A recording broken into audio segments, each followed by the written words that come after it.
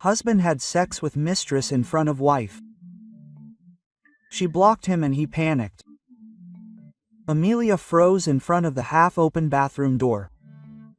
Her eyes took in the entire scene in a split second that seemed to last an eternity. Sebastian, her husband, the man she had shared 50 years of her life with, was there with Victoria, the yoga influencer with wavy brown hair and the perfect smile who always appeared on his Instagram stories, having sex without shame, without embarrassment, as if the whole world didn't exist. But the world did exist and it was recording. Dozens of phones were pointed toward that door. Nervous laughter filled the air of the tropical light bar. The murmurs multiplied like a virus.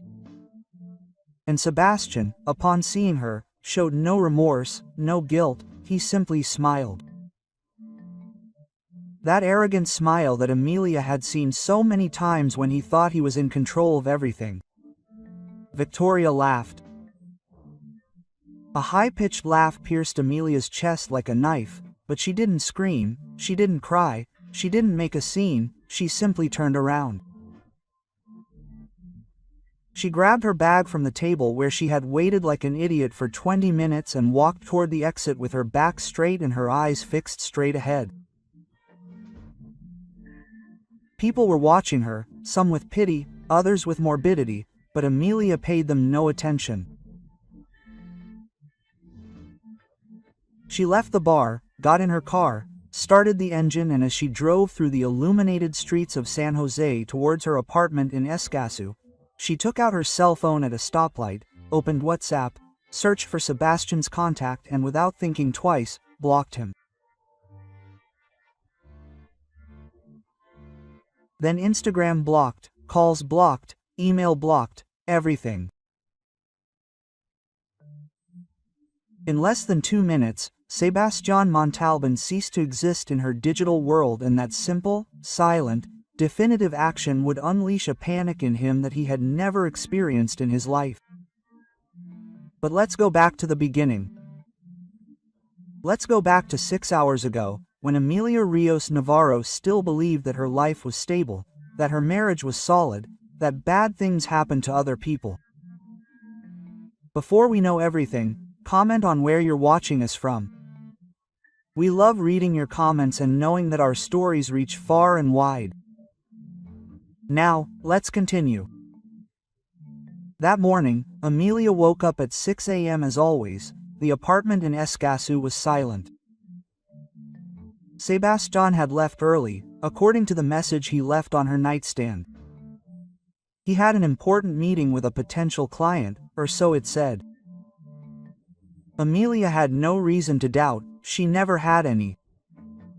Sebastian was a sales manager at a technology company, charismatic, self-confident. The kind of man who would walk into a room and all eyes would turn to him. And she, Amelia, was the cybersecurity analyst, the quiet, reserved woman who would rather stay home reading a book than go out to parties. They were opposites, but they worked, or so she thought. She made herself a black coffee without sugar, took a shower, and dressed in her usual impeccable white blouse and black pants. Nothing flashy, nothing that would draw attention. That was Amelia, discreet, efficient, invisible to most people, but not to Sebastian. Or at least that was what he had told her when he proposed to her 3 years ago, that she was different, that she didn't need to draw attention to herself to be special, that he loved her exactly as she was. Lies, all lies. But Amelia didn't know that yet. She arrived at her office at Green Cloud Systems at 8 a.m. sharp. Emmanuel Porter, her co-worker, was already there. He always arrived early. Emmanuel was a software engineer, quiet, methodical. The kind of man who goes unnoticed, but who says intelligent things when he speaks. He smiled at her when he saw her enter. "Good morning, Amelia. Did you bring the firewall report?" "Yes, I finished it last night. It's in your email." "Thank you." You're the only trustworthy person in this place. Emmanuel was right. Amelia. She always delivered on time, she was always the one who solved problems that others left half done. But in her personal life she was about to discover that she had been blind all along. During the day she worked on network security analyses, reviewing codes, detecting vulnerabilities, writing reports. Her mind was completely focused on her work. She didn't think about Sebastian, she didn't think that something could be wrong. At noon, she received a message from him.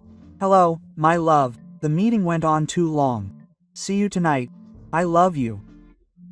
Amelia responded with a simple, automatic heart, unaware that the I love you was as fake as everything else. At 5 p.m., Sebastian texted her again, Hey, I stopped by Lou's Tropical. I had to meet some clients here.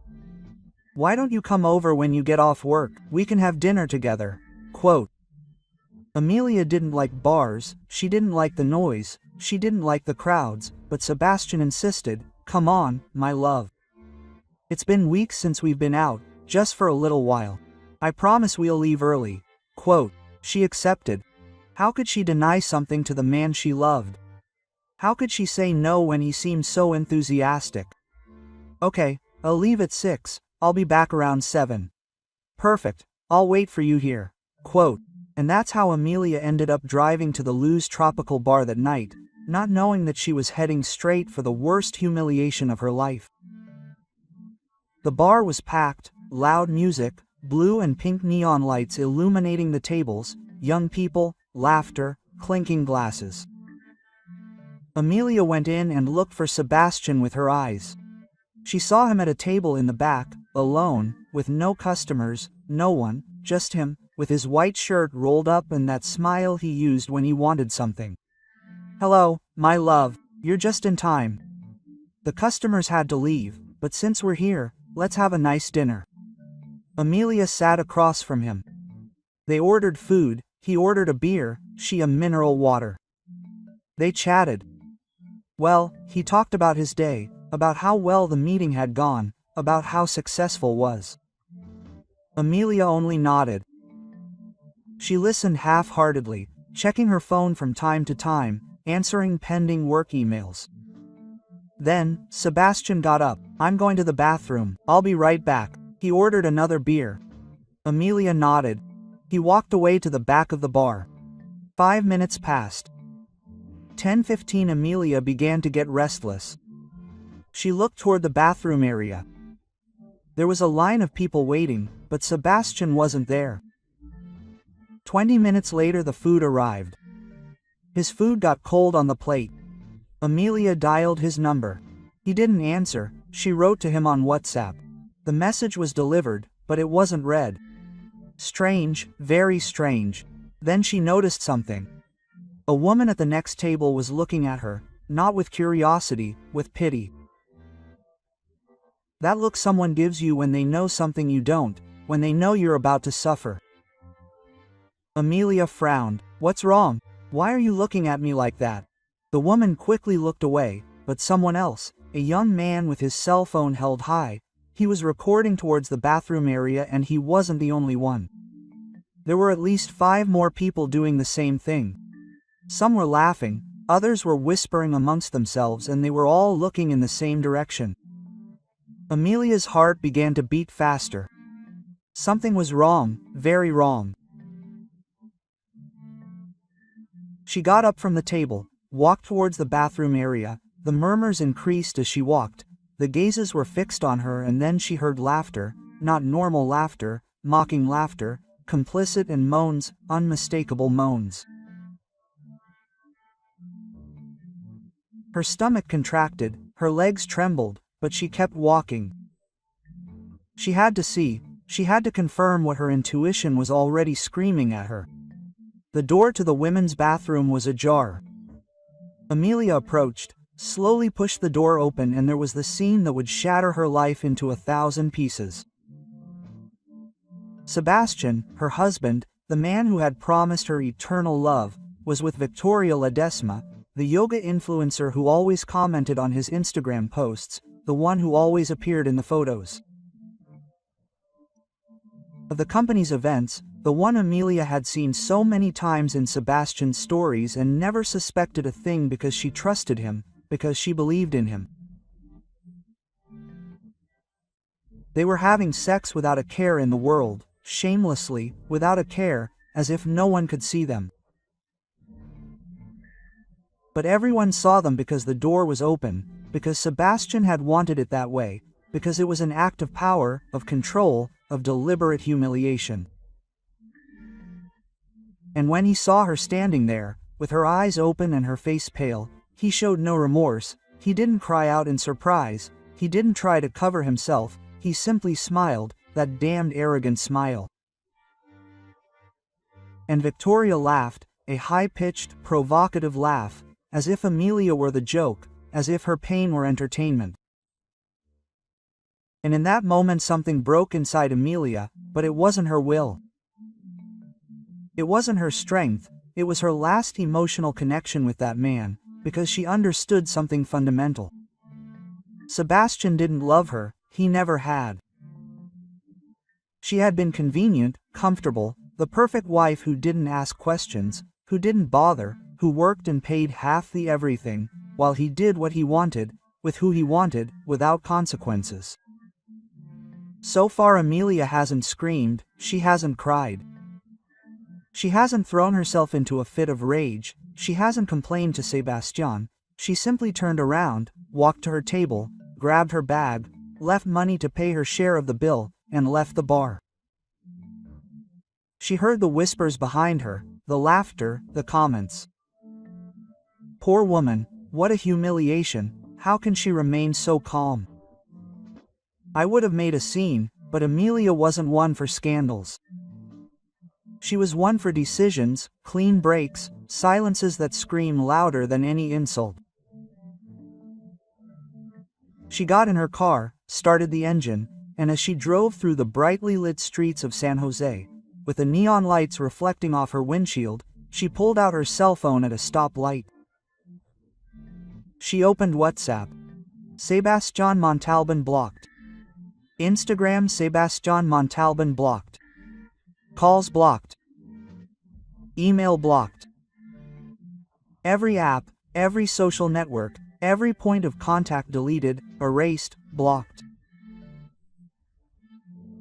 In less than 2 minutes, Sebastian stopped to exist in his digital universe, and that simple, silent action would be more devastating to him than any scream, any blow, any loud revenge. Amelia arrived at her apartment, locked the door, took off her shoes, sat down on the couch, and for the first time all night took a deep breath. She didn't cry yet.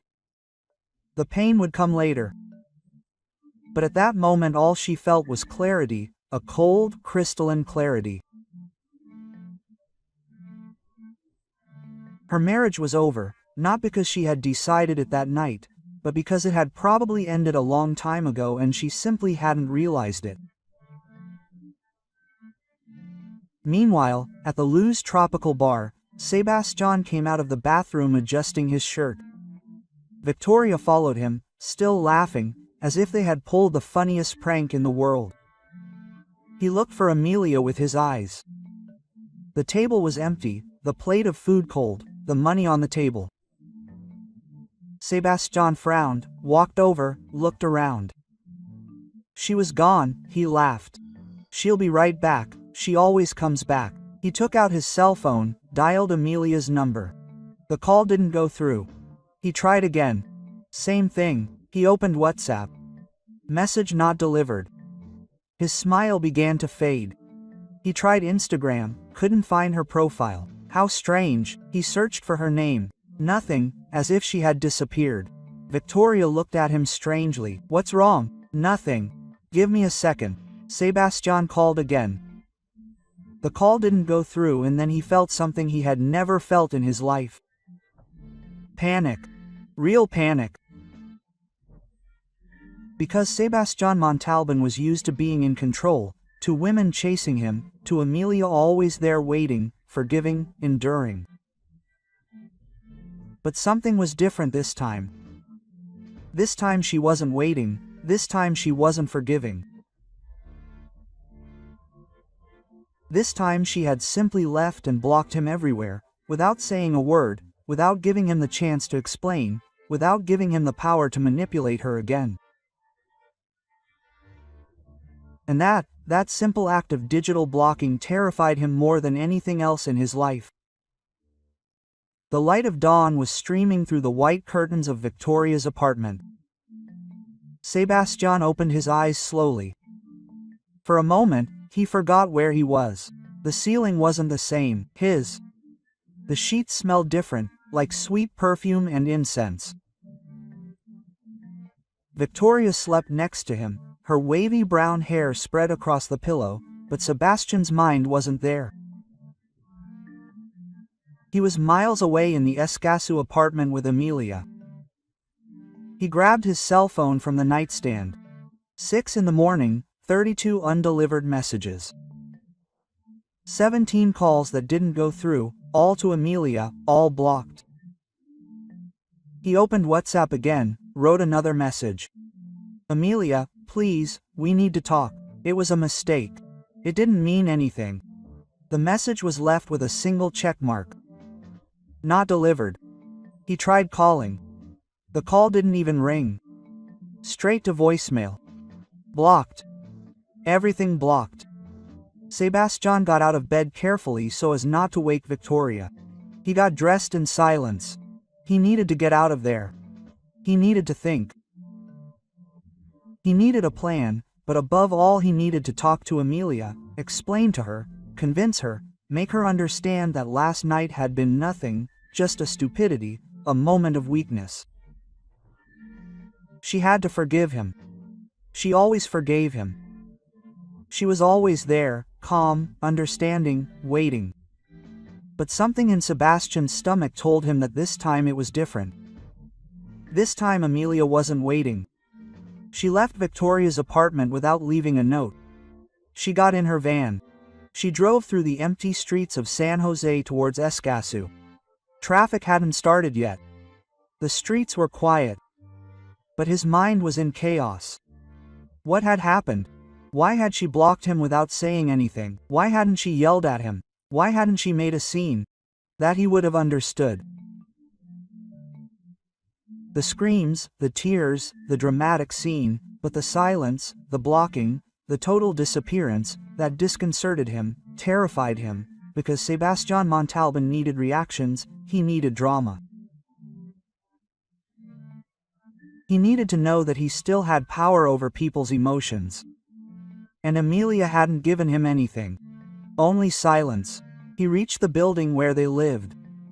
He went up to the 6th floor, rang the doorbell once, twice, 3 times. No one answered. He knocked on the door with his knuckles. Amelia, it's me. Open the door, please. We need to talk. Nothing. Absolute silence. He pressed his ear to the door. There was no movement, no music, nothing. Maybe she wasn't there. Maybe she had gone to someone's house, her friend Claudia's. Yes, that had to be it. Sebastian ran down the stairs, got into his truck, looked up Claudia's number on his cell phone. He had it saved in case he ever needed to contact Amelia in an emergency. He dialed the phone. It rang once, twice, 3 times. Claudia answered sleepily. Well, who's speaking? Claudia, it's Sebastian. I need to talk to Amelia. She's with you. Quote, there was a long silence. Then Claudia spoke in a cold voice Sebastian had never heard from her. No, she's not with me, and even if she were, she wouldn't tell you. The call was cut off. Sebastian tried to dial again, blocked it. He had blocked it too. He returned to the apartment, knocked on the door again, shouted, Amelia, I know you're there. Open the damn door. Quote. A neighbor came out of his apartment. Hey, it's 7 in the morning. Stop making a scene or I'll call security. Sebastian glared at him, but controlled himself. He went down to the lobby and spoke to the security guard. He said, "Listen, I need you to help me. My wife won't open the door. I think something happened to her." The guard looked at him suspiciously.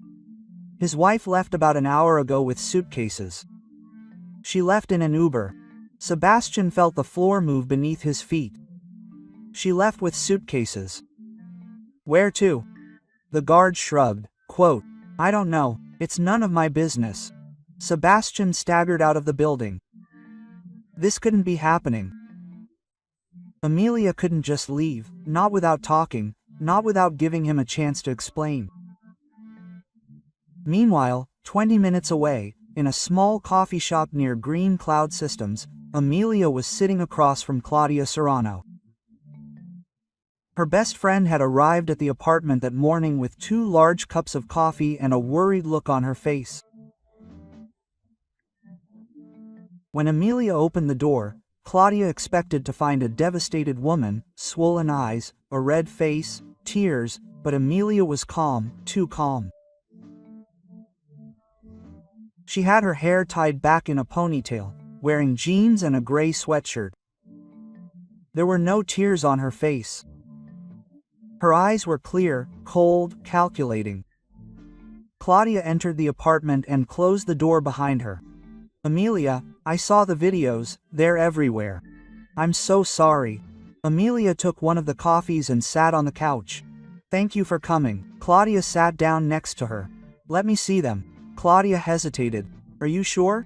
Amelia nodded. Claudia took out her phone. She opened Twitter. The videos were everywhere. The hashtag wife of the year was trending, but not for the right reasons.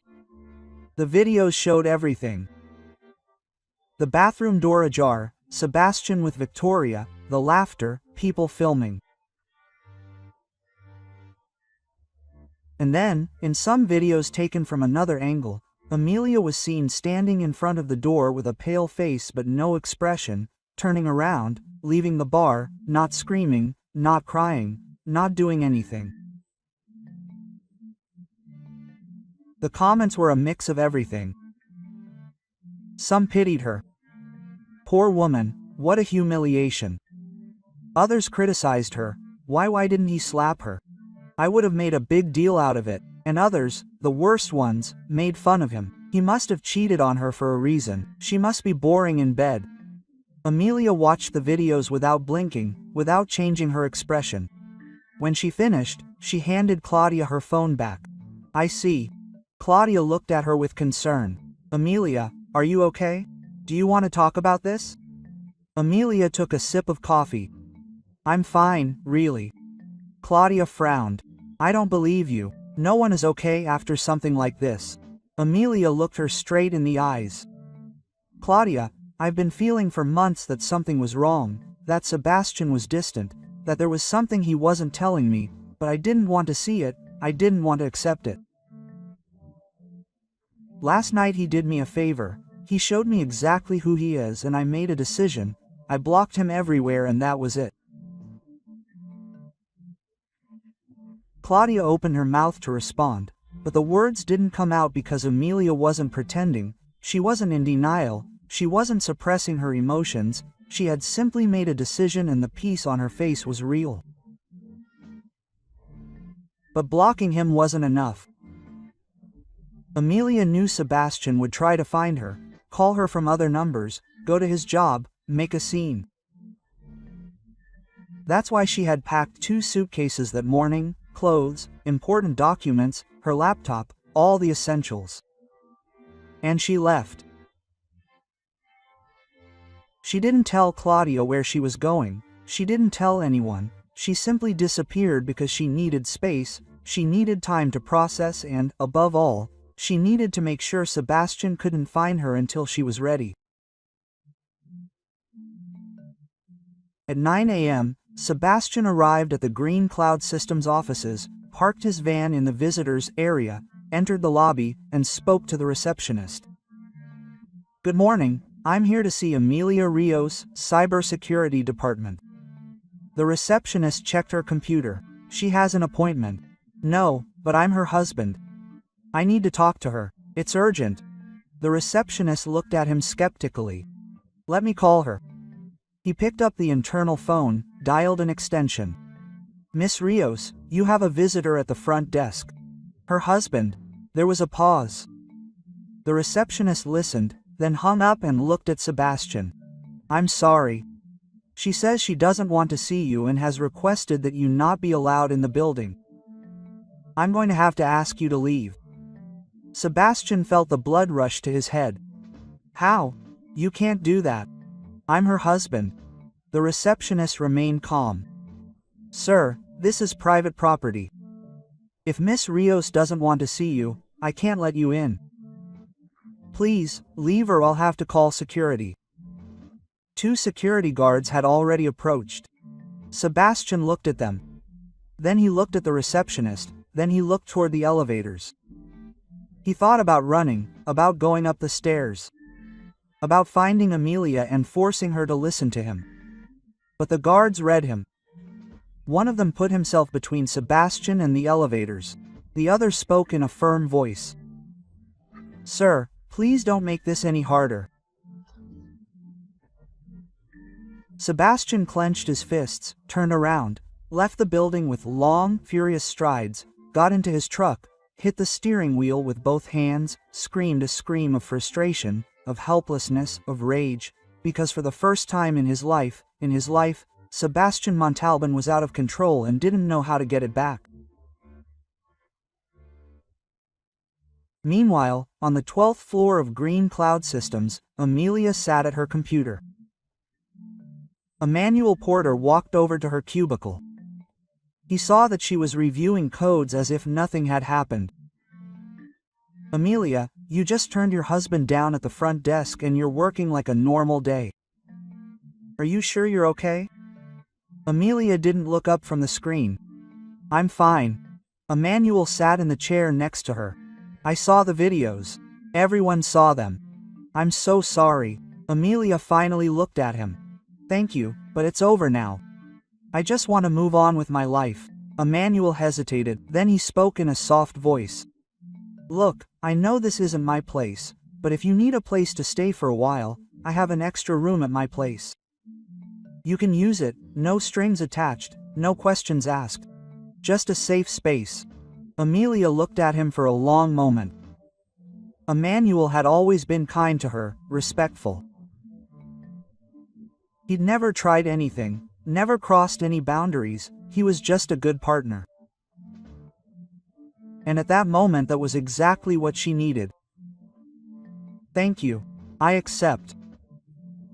That night Amelia moved into Emmanuel's house, a small house in a quiet neighborhood, 2 bedrooms, a living room, a kitchen. Nothing fancy, but clean and tidy. Emmanuel showed her the guest room. "Here's your space. The bathroom is at the end of the hall. There are clean towels in the closet. If you need anything, just let me know." Amelia put her bags on the floor. "Thank you.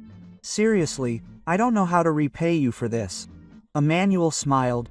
"You don't owe me anything, just take care. And if Sebastian shows up here, I won't let him near." Amelia felt something warm in her chest, something she hadn't felt in a long time. Security, support, someone on her side without expecting anything in return. Sebastian, meanwhile, kept trying. He called Amelia's mom, blocked. He called his brother, blocked. He went to Claudia's apartment. No one answered. He left messages with the neighbors in the Escassu building. No one gave him any information. Amelia had disappeared. And worst of all, was that Victoria began to demand attention. "Sebastian, when are we going to make it official? You already broke up with your wife. Now we can be together." But Sebastian didn't want to be with Victoria, he never had. Victoria had been a game, a distraction, a way to feel power, but Amelia was his wife, his stability, the woman who paid the bills, the one who kept his life in order, the one who never demanded. And now that he had lost her, he realized how much he needed her, not for love, but for convenience. Victoria began to realize. "Sebastian, Are you listening to me? I'm talking about us. Sebastian barely looked at her. What? Victoria frowned. You're still thinking about her, aren't you? Sebastian didn't answer. Victoria got up from the couch. I can't believe it. You slept with me in front of her, you humiliated your wife in public, and you still want her back. What kind of man are you? Sebastian finally looked at her. The kind of man who makes mistakes and wants to fix them. Victoria let out a bitter laugh. You know what? I made a mistake too. To think that you were worth it. She grabbed her bag and left, leaving Sebastian alone in his apartment, surrounded by silence, undelivered messages, unanswered calls, and the growing certainty that he had destroyed the only stable thing in his life. The days passed, a week, 2 weeks. Sebastian kept trying, but each attempt was more desperate, more pathetic. His friends began asking him about Amelia. Where is your wife? We haven't seen her. He had no answers, only vague excuses. She was busy with work, she was visiting her family, but the videos kept circulating and her friends weren't stupid. Eventually the truth came out, and when it did, opinions were divided. Some supported him. Things happen, couples fight, they'll fix things. But others judged him. Bro, that was so low. How could you do that to him? And Sebastian had no defense because there was no defense. He had been cruel, unnecessary, and now he was paying the price. Victoria stopped answering him too. His calls went straight to voicemail. His messages went unanswered, and Sebastian realized something. Victoria had never loved him. She had only wanted the excitement, the adrenaline of adventure, the attention. But when that attention stopped being enough, when she realized that Sebastian was not the man she thought she was, she simply left, just like Amelia, but with one difference: Victoria left with rage, with complaints, with drama. Amelia simply disappeared, and that difference was what was driving Sebastian crazy, because she needed a reaction, she needed to know that he still mattered. But Amelia gave him nothing, only emptiness, only blocks, only silence. And in that silence, Sebastian began to fall apart. He stopped going to work. He stopped answering calls. He stayed in his apartment drinking, thinking, trying to understand how he had gotten to this point, how he had lost everything. And the answer was simple. Arrogance, selfishness, the belief that he could do whatever he wanted without consequences, because Amelia would always be there. But Amelia wasn't there, not anymore.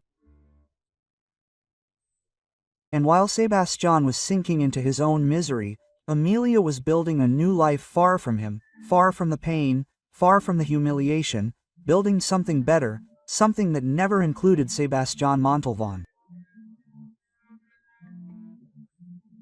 3 weeks after that night at the Luz Tropical Bar, Amelia Rios Navarro returned to her apartment in Escazú, but she didn't come back the same woman who had left there. She came back transformed, with her suitcases in her hands and a calm that seemed etched into her face. The first thing she did was call a Sawyer, an older man who arrived in less than an hour and changed all the locks in the apartment. The front door, the balcony door, even the lock to the laundry room. Every access point Sebastian could have used was sealed. The locksmith gave her 3 sets of new keys. Amelia paid in cash, put 1 set in her purse, another in a drawer in the kitchen, and gave the 3rd to Claudia in case she needed it someday. Then she sat down on the couch, the same couch where she had spent so many nights watching series with Sebastian, where they had eaten pizza on Fridays, where they had planned vacations that they never took. But that couch no longer held those memories, or rather, those memories no longer hurt her. They were just blurry images of a life that no longer existed. Amelia took out her cell phone, opened the settings, went to the phone number section, and requested a change.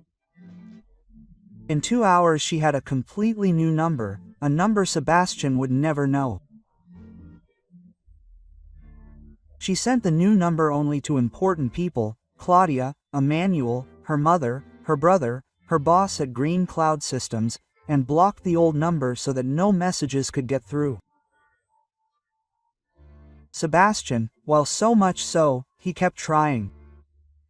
Every day, every hour, with a desperation that grew like a disease, one morning he sent flowers to Amelia's office. A giant arrangement of red roses with a card that said "Forgive me" in gold letters. When the delivery man arrived at the reception of Green Cloud Systems, the same receptionist who had rejected Sebastian weeks before called Amelia. "Miss Rios, you have flowers down here." Amelia didn't even hesitate.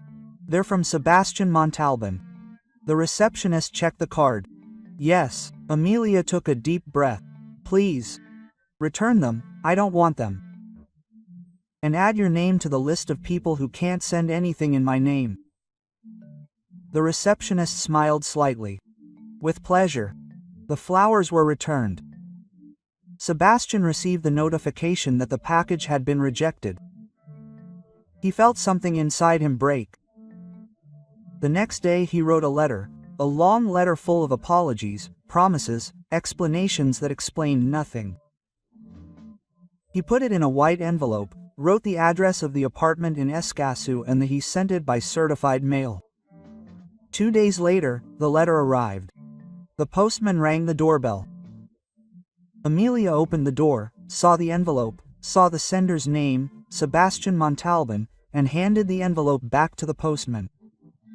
"I don't accept it. Return it to the sender." The postman looked surprised but nodded.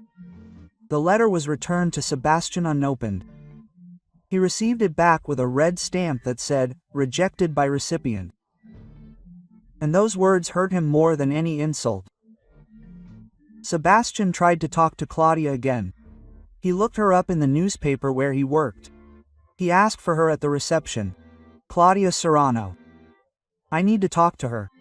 It's urgent." The receptionist called Claudia's extension. "There's a Sebastian Montalban asking for you." Claudia answered curtly, "Tell him I'm not here and not to come back." The receptionist hung up and looked at Sebastian with pity. "I'm sorry, you can't see me." Sebastian wanted to insist, he wanted to shout, but the security guards were already approaching. He left the building before they could forcibly remove him. One afternoon, Sebastian returned to the Escazú apartment. He rang the doorbell. No one answered. He rang it again. Nothing. He knocked on the door with his knuckles. "Amelia, I know you're there. Please, just 5 minutes. I need to talk to you." Silence was his only answer. Sebastian stood in front of the door for almost an hour, knocking every 10 minutes, talking, begging, but the door never opened because Amelia wasn't there. She was at the cinema with Emmanuel watching a movie she had wanted to see for months, laughing at the jokes, eating popcorn, living her life, without thinking about Sebastian for a second. Sebastian's attempts became more desperate, more pathetic. He created fake accounts on social media to try to contact her. Amelia blocked them as soon as she identified them. He sent her messages through mutual acquaintances. Those acquaintances politely told him that Amelia wanted nothing to do with him. He tried to show up at the supermarket he knew she frequented, but Amelia had changed supermarkets. Everything Sebastian tried failed, and with each failure his desperation grew. His work began to suffer. He was arriving late, not meeting his goals. His boss called him into his office. "Sebastian, what's happening to you? You've been like this for weeks. I need you to get your act together or I'm going to have to take action." Sebastian nodded without really listening. "I'm sorry, I'm going to get better." But he didn't get better because his mind was elsewhere. He was on Amelia, on winning her back, on convincing her, on making things go back to the way they were. One Friday night, 3 weeks. 3 days after that night at the bar, Sebastian drove to Escazú once more, parked in front of Amelia's building, turned off the engine, and stood there waiting. He didn't know what he was waiting for. Maybe to see her, maybe to have a chance to talk, maybe.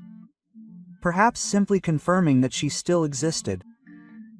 At 8 at night, the door of the building opened and Amelia came out. But she was not alone. A manual porter walked beside her, wearing a gray shirt and jeans. Amelia was wearing a navy blue dress, simple but elegant. Her hair fell loose over her shoulders. She was wearing makeup, something she rarely did, and she was smiling. A genuine smile, calm, free. Emmanuel said something to her. Amelia laughed. A soft laugh that Sebastian could hear from his van, and that sound tore him apart because that laugh was not for him. That dress was not for him. That happiness had nothing to do with him. Sebastian opened the door of the van, got out, and walked towards them with quick steps. Emmanuel saw him first. His expression changed. He became alert.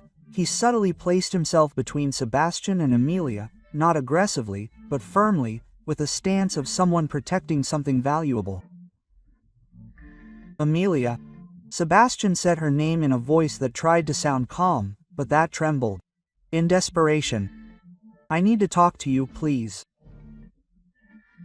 Amelia stopped, looked at Emmanuel, then looked at Sebastian, and for the first time in 3 weeks, their eyes met. Sebastian expected to see pain, expected to see unshed tears, expected to see rage, expected to see something that told him that she still felt something, that she still cared, that there was still a chance. But what he saw in Amelia's eyes was worse than any of that. Indifference.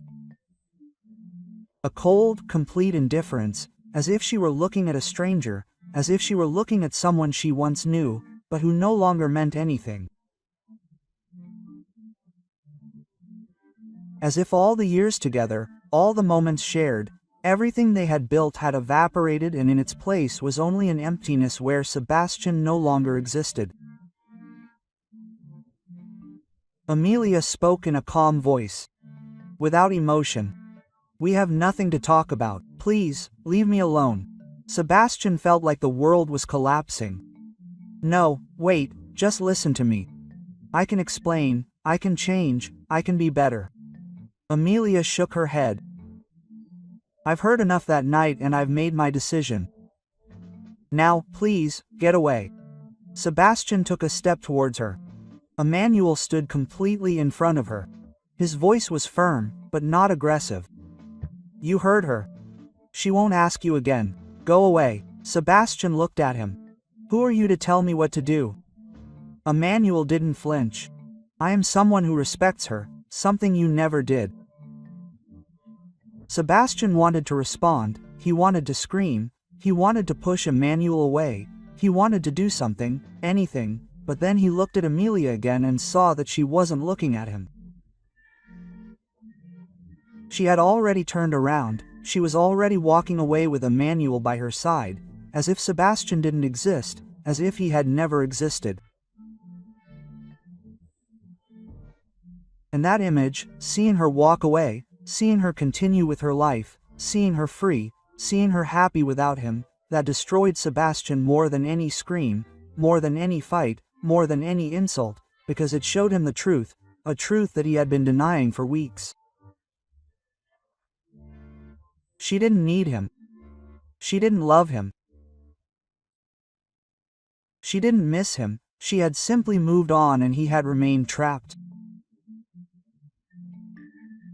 Caught up in his own panic, in his own desperation, in his own broken arrogance. Sebastian stood on the street watching as Amelia and Emmanuel got into a car and drove away. The taillights disappeared into the distance and with them, Sebastian's last hope. He returned to his truck, sat down, and for the first time in his life, Sebastian Montalban cried not from regret, not from guilt, but from loss, from the knowledge that he had destroyed the only stable thing he had and that he would never, ever get it back. The following weeks were even worse for Sebastian. Victoria had stopped answering his calls altogether. His friends began to distance themselves.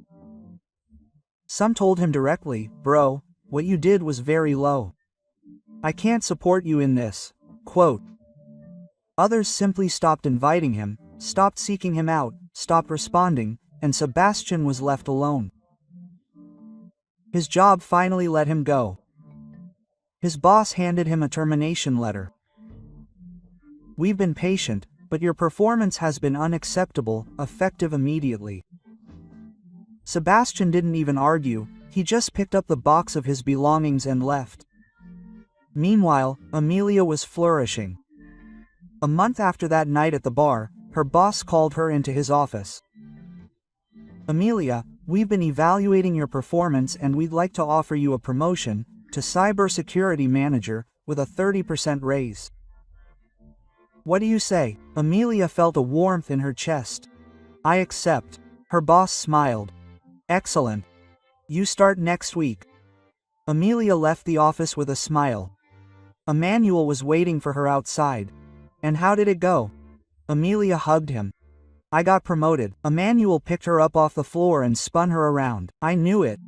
I knew you'd make it. They deserve the best, and the best is you." The relationship between Amelia and Emmanuel grew naturally. It wasn't just spite, it wasn't to fill a void, it was because they truly connected. Emmanuel listened to her, he respected her, he didn't try to control her, he didn't try to change her, he simply appreciated her as she was. They went out to dinner, they went to the movies, they walked in the park, they talked for hours, about everything and nothing. And Amelia discovered something. She discovered what it was to be valued, what it was to be respected, what it was to be with someone who saw her, who really saw her. Not as a convenience, not as something certain, but as a person, as a complete woman, with dreams, with goals, with value. 6 weeks after the breakup, Amelia was having dinner with Claudia at a new restaurant. Claudia looked at her with a smile. "You look different, happy." Amelia nodded. "I am." Claudia took a sip of wine. "You know, when I saw those videos, I thought they would destroy you. I thought it would take you years to recover, but look at you, you're shining." Amelia smiled. "It's because I finally understood something. The power was never in fighting with him, in yelling at him, getting revenge.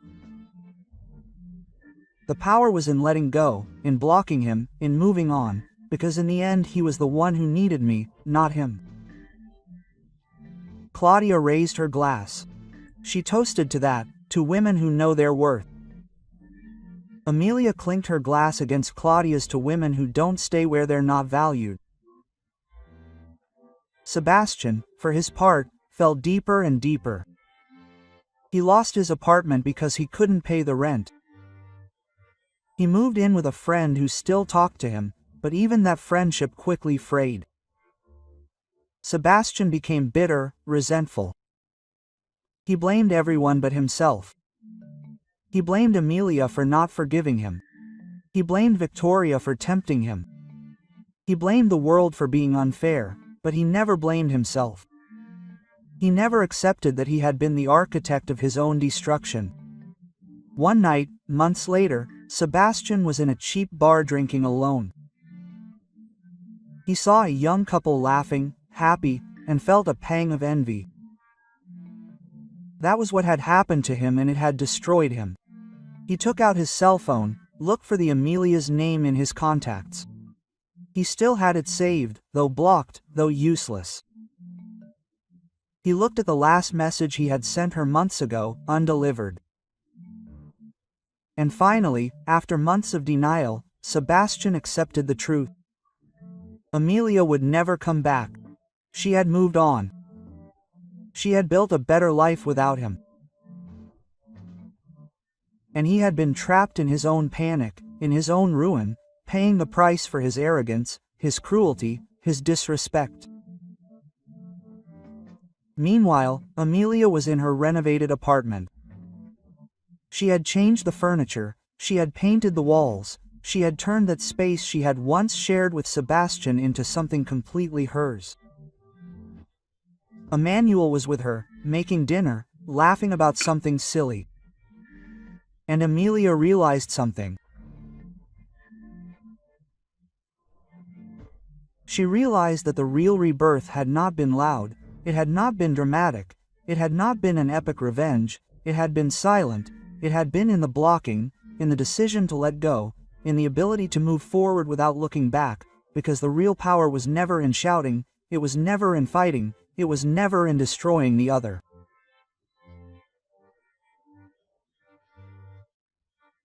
The real power was in knowing when to walk away, knowing when to say enough, knowing that her peace was worth more than any explanation, that her dignity was worth more than any apology, that her future was worth more than her past. And Amelia Rios Navarro understood this perfectly and lived the rest of her life with that truth engraved in her soul. Sometimes true power is not in screaming, in dramatic scenes, or in the noisy revenge that we see so much in movies and series.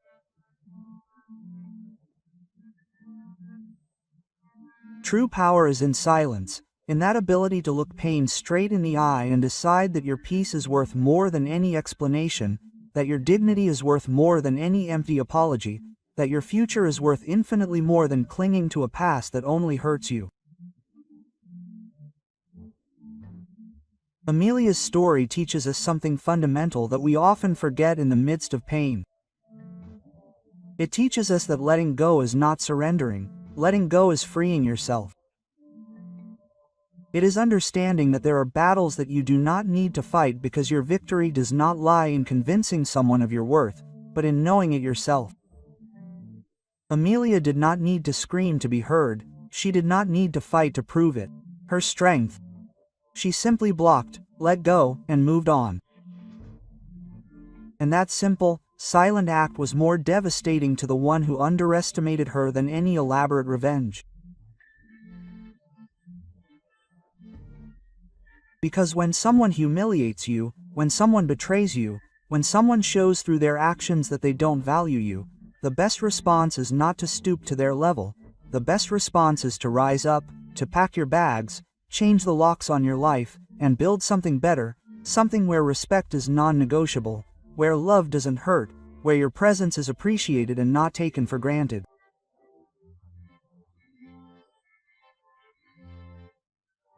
Many times we get stuck in relationships, jobs, or situations that hurt us because we're afraid. Afraid of being alone, afraid of starting over, afraid that we won't find something better. But the truth is, staying where you're not valued is betraying yourself. It's telling the universe that you accept crumbs when you deserve a full banquet. And Amelia understood that. She understood that the man who publicly humiliated her never deserved to have her in private, that her tears were worth more than her apologies, that their future was worth more than their shared history. And the most powerful thing of all is that Amelia didn't take revenge by destroying Sebastian. Sebastian destroyed himself, because that's the reality. People who don't value what they have, who think they can do whatever they want without consequences, who think there will always be someone waiting for them no matter how much damage they cause, eventually end up alone, trapped in their own panic, in their own despair, in the knowledge that they lost something priceless through sheer hubris.